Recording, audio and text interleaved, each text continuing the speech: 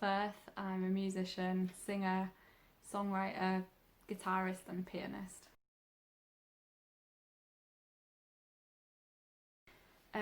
So I grew up with three older brothers and they were all quite into their music, particularly guitar-based sort of rock bands and acoustic stuff. So I just started listening to what they were listening to, which got me into that kind of music. And then I just wanted to play everything I was listening to. So any songs that I loved, I wanted to be able to pick up a guitar and play along and stuff. And one of my brothers had a guitar, so I used to pick that up, start sort of learning by ear, and that's basically how I got into playing guitar, just sort of on and off, no lessons or anything, just kind of working out odd chords and stuff. And then the piano, we got a piano when I was fairly young and I started having lessons, which were I guess quite influenced by my granddad. He was really into music and particularly sort of blues and jazz stuff, so he really liked Jules Holland, and I got quite into that because of him and learnt quite a lot of sort of improvising blues songs on the piano so I could show granddad. So that kept me going on that. So combined I had quite a broad kind of repertoire, that's the right word. So yeah, I was quite into sort of classical, blues, rock, anything like that. So that's how that all started. So I went to university to study creative music technology. That was really helpful because I learned all about how to record, what it's like in a studio, software to use, microphones, all the things like that. And I was also surrounded by a load of other musicians, which was really vital because you just get put with all these different types of musicians and people that are into different genres and they play different instruments, and that completely broadened like the way I thought. I kind of used to just listen to rock and acoustic stuff, and then as soon as I went to uni I started listening to everything and really enjoying bits of everything. There are some exceptions.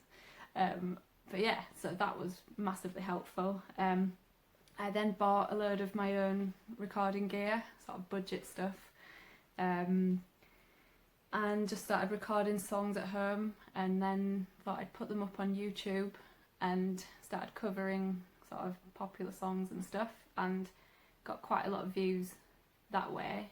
It's quite a lot of followers, and that gave me quite a bit of recognition and people were sort of contacting me that way. So it kind of all stemmed from home videos, home recordings, things going online, and then people getting in touch. And then from that I've kind of been able to afford to release my own album.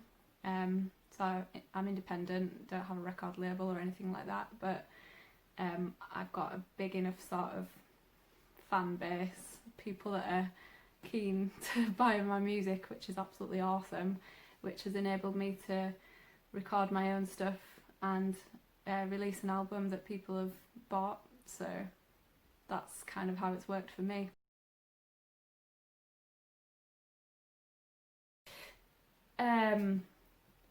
People and thoughts, it's as vague as that. So weird kind of deep thoughts that I have or other people might describe to me as having.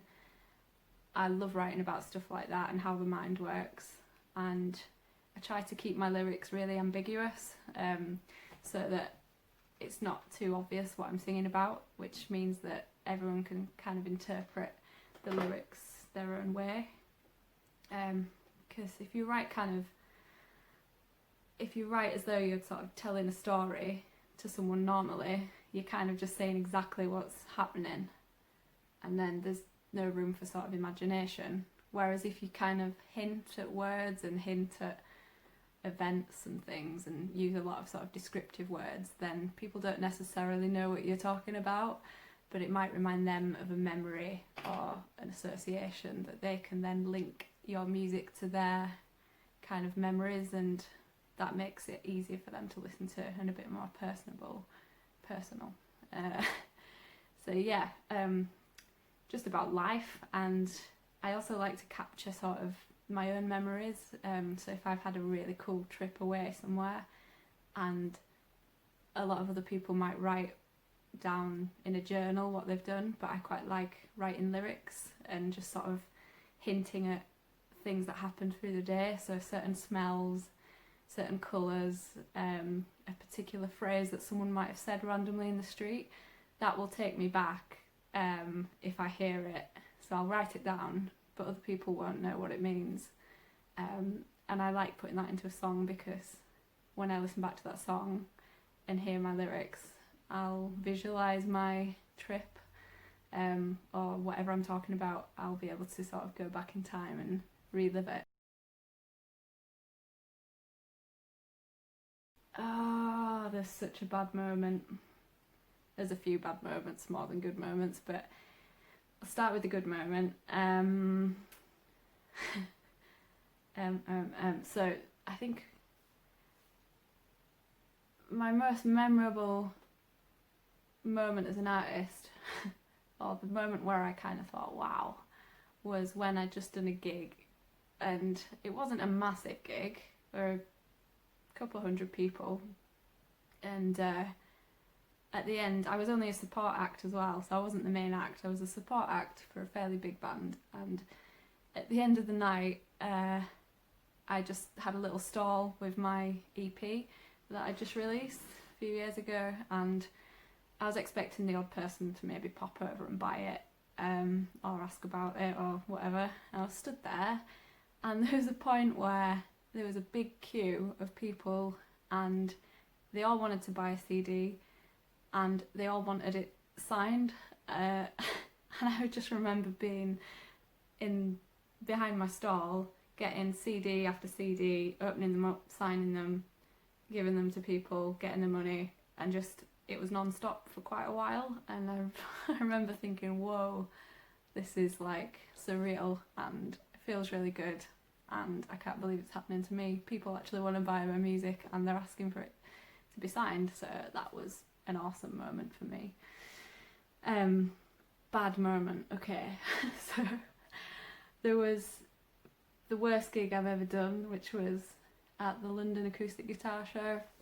I was using a loop pedal, and it was fairly noisy because I was playing at it was sort of like an open stage, so people could kind of walk by, and I started off playing this cover song, and my loop pedal picked up like it's meant to pick up the first thing you start playing so that it's exactly in time, and I scuffed my foot on the stage and didn't realise that the loop pedal started recording that, so it started off completely out of time, and I just looped everything on top, and because I was nervous I didn't really realise that it had gone wrong right from the start, and it just fell apart from then onwards. So everything just started getting more and more out of sync, and it got to the point where I couldn't start again because it had been quite a long time of me building up this loop.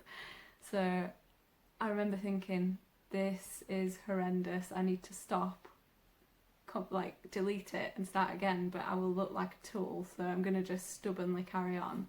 And that was probably the worst decision I ever made, because I had to continue the song totally out of time, and yeah, it was just horrendous because I then got really nervous, my voice was shaking, everyone was watching, and there were points where you kind of stopped the loop pedal and sang solo for a bit and then brought the loop back in, and I kind of stopped it, started singing, brought the loop back in, and it just was in the complete wrong place, and yeah, it was a nightmare. Yeah, just even thinking about it now makes me cringe. And there was someone there that I, like my proper idol, John Gom, I'd met him like an hour before or something, and he said he might come and watch, so I was absolutely gutted in case he had come and watched, because it was horrific. Yeah, so I guess I'm inspired by the whole fingerstyle guitar world. So there's quite a few artists like John Gom, Andy McKee, Trace Bundy, Don Ross, Alexandra Misko, like loads of favourites of mine. And that whole world is just full of talented people that play really intricate, impressive guitar, but they all seem so modest and genuine when they're on stage. So I admire the people that can still get up there, play amazingly well and not be arrogant, and just appreciate the fans that come and listen. And yeah, I guess I'm inspired by all those people that do that instead of the big bands. The sort of more independent artists have to work really hard just to even get noticed and heard, and they can be absolutely amazing at their instrument. And yeah, I think that's really impressive.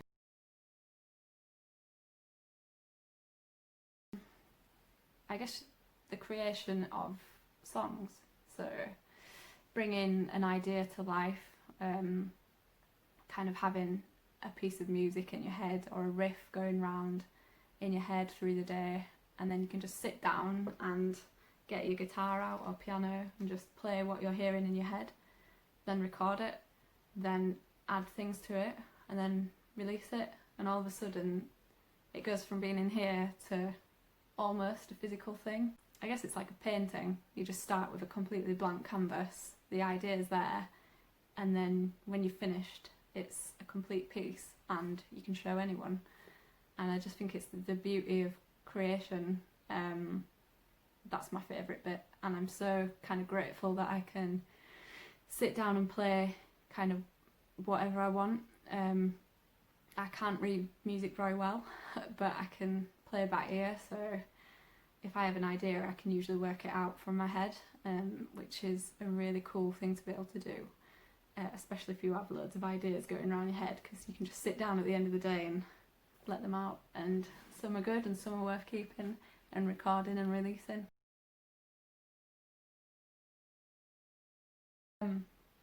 I think to play with as many people as possible is a really good idea. Just surround yourself with loads of other musicians. If you can join bands or just have a jam session with different people that have different styles or are into different genres, play unusual instruments, just sit down and have a jam with them. It might be awkward at first, but you usually learn a hell of a lot just in an hour or something like that. And I got into music in a different way by doing that, and kind of broadened my imagination. And yeah, it kind of gives you new ideas, so it's a really good way of developing your kind of style and figuring out what you like and how you want to be and what you want to create. Also, this is fairly important, is to try and learn a bit about recording. So if you're just a singer or you play an instrument and you just want to make music, it's a really good idea to learn how to record, just the basics. And if you've got a phone with a video, even that's really useful for writing songs and stuff, because you can just quickly get your ideas on a video, listen back, and then play it, and then play another idea over the top, and that helps you build a brand new song. And then just kind of getting recording software on a laptop, a basic microphone and interface, and just recording your ideas. It really helps, and it also helps with if at any point you want to go and record at a studio and release an album, you'll kind of know a bit about what's going on.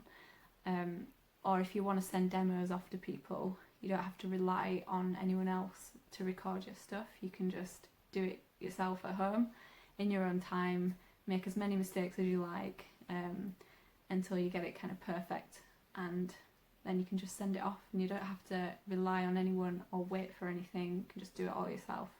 So I really do recommend just learning a little bit about how to record and kind of export an audio file to send off to people for them to listen to. And yeah, I think that is everything from me, so I hope you found it useful. And if you want to check any of my things out, I'm on all the major platforms, so you can check me out on Spotify, iTunes, YouTube, Instagram under Roz Firth.